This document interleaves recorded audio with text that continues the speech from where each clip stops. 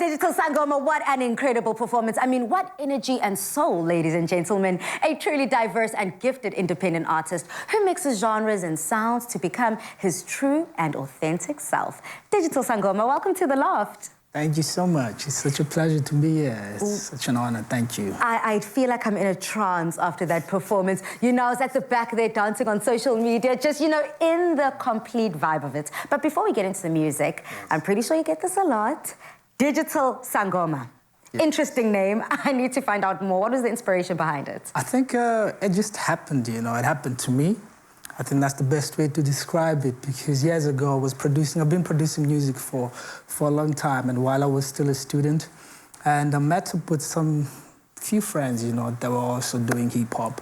And I've always been fascinated about like African rhythmic music. So I wanted to create a project that really represents that. And then so the friend of mine posted and tweeted something, Digital Sangoma, what? And I was like, wait, what is this? And then from that point on, then I invited them into my studio. We started working. Obviously, they had their own responsibilities, other priorities, but I continued making music, and I was also making music under my name as Mandi Simafu. But then, you know, as I grow older and then I visited home in Eastern Cape, I felt like, you know, because I've always had it in me, you know, to do traditional rhythmic music and fuse it with electronic music. And so I used to do these small videos like out of nowhere in the city. And then I would say Mandi Mafu Digital Sangoma Experience.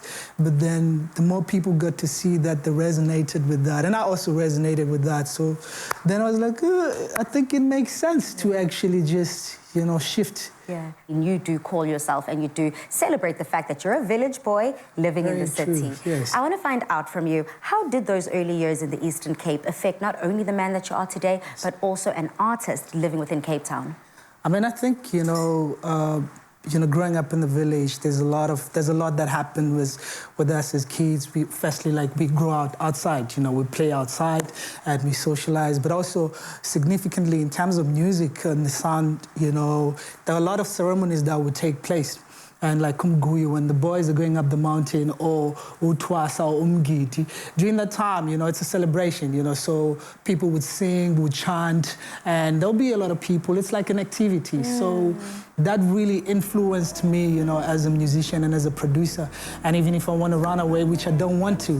So I think that part has played a significant role into my sound, you know, and craft. You've decided to work solo.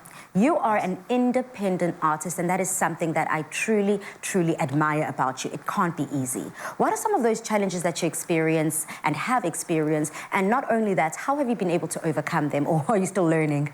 I think it was more of like waiting for the sort of like hand of God, somebody to come and rescue me and say, oh yeah, and I've been producing music in my room, sitting there and trying to, even if I do get it out, but I've always been waiting. If I have a song that I really believe in, I'll be like, no, but it's not gonna get the reach because it's such a good song.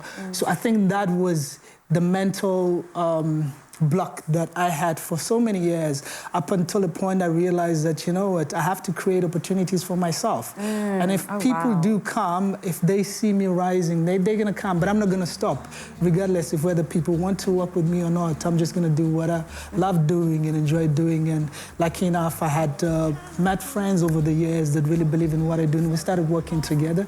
So yeah, being an independent, in a sense, it is true that I work a lot alone, but I do have a team that I collaborate with, you know, so. Collaboration is very, very important, and I can just tell that being able to support each other within the music, and not only support each other, as you said, you know, when you were speaking, you reminded me of a saying that Lady Gaga always says. She says there could be 99 people in a room and no one believes in you. It just takes that one person, that 100th person that will believe in you, invest in you and take you to that very next level. And you're doing exactly that, working relentlessly. You've got an upcoming single, upcoming EP, you've got a show on the way. Tell us about it all. So and where do you find the time?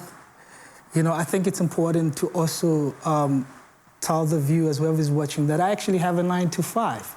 And I think I think that the narrative needs to be shifted because, you know, we tend to sit and wait for somebody to come. But when you create this opportunity, because my 9 to 5 provides for me to actually be able to do this without the pressure of trying to do whatever somebody else is doing there, because that's what makes the money. So then I can have a voice as an artist, you know. So I have obviously a single that's coming up end of July. You know, that just gets me excited. Yeah, I love something new. And I have an EP that I've been working on for so many years. It's called Mchocho Experience. Well, why did I share that? Was that an exclusive? Yes, that was... I love that. So you finally named it. Yes. So yeah, the EP is done. It's just a matter of putting things together just to make sure that it's presented in the way that we want it presented. Stunning. And yeah, so there's that. And the shows, obviously, they're going to come around that. We're trying to create that experience. You know, being in the village, growing up in the village, that sort of sound. And people come and just let yourself be free and dance and enjoy the music. We're celebrating World Music Day. And there's so many up-and-coming creatives, so many musicians, producers, songwriters, songstresses that are watching right now who just want to hear from you. Do you have any advice, guidance, tips and tricks for them? I think that the most important thing is to create a sense of stability and security and never really create from a point of trying to make money, especially as a new artist, because then you will never find your own voice. And I mean, you can easily make a lot of money, but then after that, what's going to happen? So I think what I mean by that, if you have a job, please stick to your job until the music can drag you out of it. You know, I think because what happens, then somebody's going to present an advance, let's say 2 million rands, because then you're going to end up owing people money and work under pressure, and then you'll never find your voice. Absolutely. So I think this is just my intake. I'm not saying it wouldn't work that way, but if you really want to have a voice and a sustainable career, that's going to leave after you've gone. So I think this is what I believe, you know? You know, and I like the fact that you are speaking in this way, because a lot of us romanticize the creative space, you know? We kind of just want to throw all our papers in the air, say, we give up, I quit. I know I did that, don't do what I did. I quit my corporate job and I was like, I'm chasing my dreams. But you're saying, no, stick to your guns. Sometimes my parents always say, sometimes you have to do what you don't want to do to be able to do what you do want to do. So thank you so much, Digital Sangoma, for sharing those gems with us. And not only that, sharing in the music. But we still have you the entire show, so do not move a muscle. How good are you in the kitchen? I think I'm average. Or above average, I think. Well, let's put him to the test. I mean, what an inspirational artist we have on our show today, Mzansi. But don't go anywhere, because after the break, he will be in the kitchen. The Digital Sangoma is going to treat us to another soulful and exhilarating performance at the end.